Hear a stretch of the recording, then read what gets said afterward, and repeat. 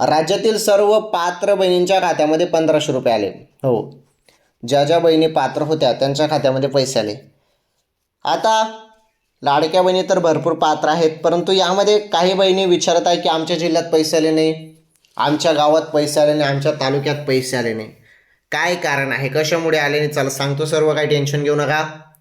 तुम्ही आपल्या चॅनलचे व्हिडिओ बघतात, तुम्हाला सर्व ओरिजिनल आणि खरी माहिती फक्त आपल्या चॅनलवर पाहायला मिळणार आहे. काही टेन्शन घेऊ नका, सांगतो सर्व.